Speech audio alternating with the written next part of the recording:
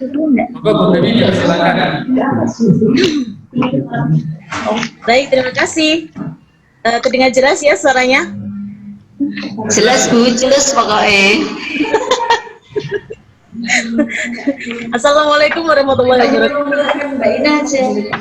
Alhamdulillah, assalatu wassalamu rasulillah, la haula wala quwata illa billah. Terima kasih Pak Farid, Bung Basyaro atas kesempatannya. Karena kemarin saya sudah sering menyebut Bung Basyaro, saya sadar diri hari ini saya hadir. Sebetulnya saya hadir terus di setiap konsorsium, meskipun seharusnya saya puasa dalam tanda petik untuk berzoom ria.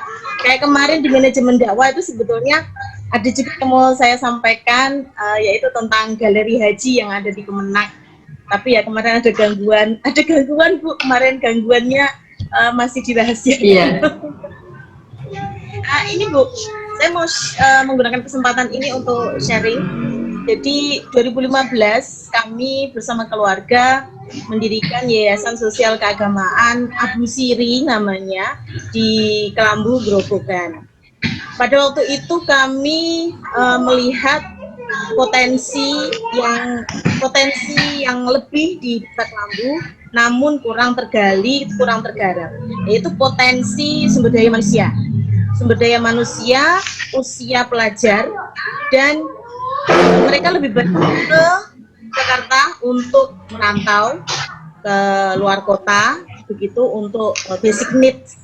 Nah, kenapa seperti itu? Karena mereka tingkat pendidikannya menurut riset kecil-kecilan kami, tingkat pendidikannya rendah.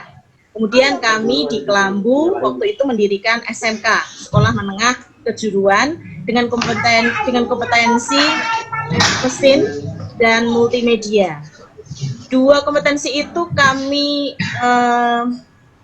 usahakan karena yang kami rasa cepat untuk terserap di dunia industri, di dunia tersebut.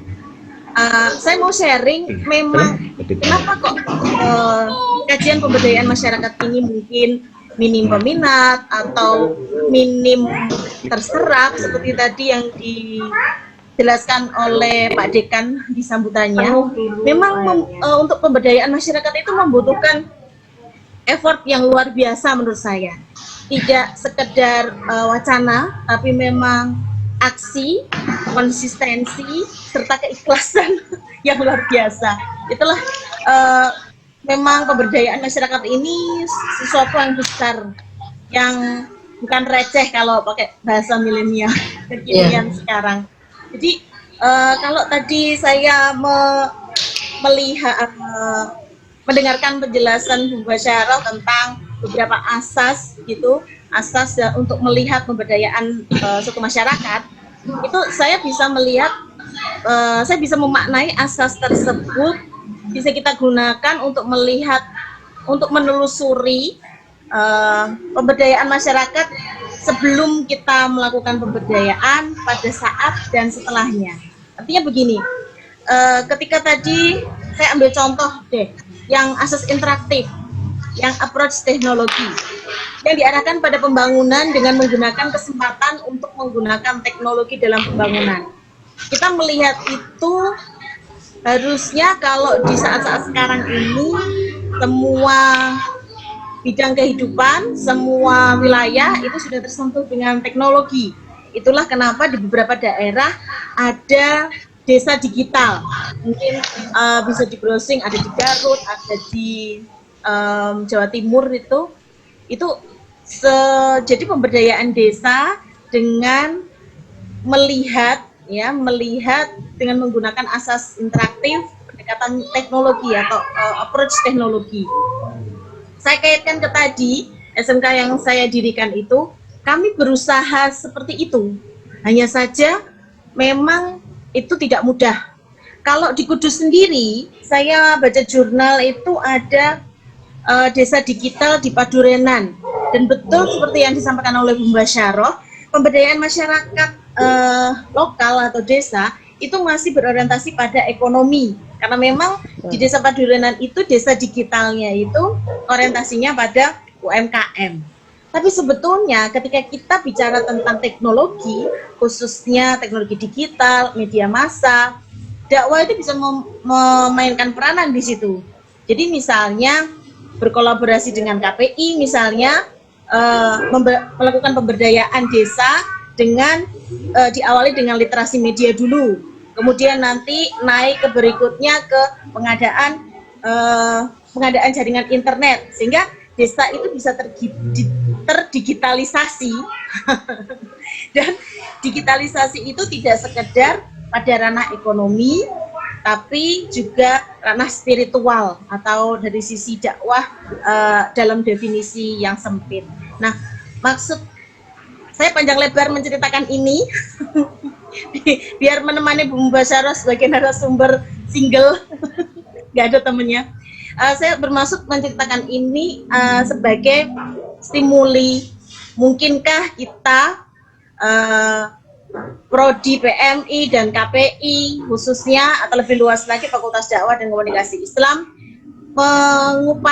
menginisiasi begitu satu program pemberdayaan masyarakat Islam dengan basis KPI dan PMI dalam bentuk entah itu desa digital, desa internet, kampung digital, atau yang seperti itu, yang tujuannya adalah pada pemberdayaan spiritual dakwah. Jadi mungkin nanti desa itu kan di desa-desa di Kudus ini selalu punya jamiah, entah itu jamiah bapak-bapak, ibu-ibu yang rutin melakukan pengajian. Nah itu kemudian kita, ini salah satu dari mungkin bisa lebih besar lagi idenya.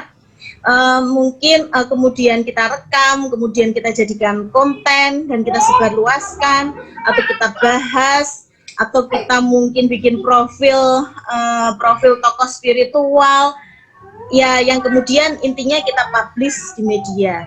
Saya sekedar wacana saja, saya pun belum bisa mengeksekusinya karena itu membutuhkan seperti yang tadi Bu Mubasyarah jelaskan, kebijakan atau policy. Karena kalau bukan policy, maka itu adalah kerja individu seperti yang saya dan keluarga kami lakukan, dan itu tidak bisa sehari dua hari, setahun 2 tahun, puluhan tahun, dan ya cost-nya tentunya luar biasa. Itu saja Bu Mubasyarah dan Pak Farid yang ingin saya sampaikan. Semoga ya nanti kalau itu tidak berhenti, kalau itu harus berhenti kalau yang saya sampaikan harus berhenti di Zoom ini, tentunya tidak berhenti di YouTube karena kan ini direkam di YouTube.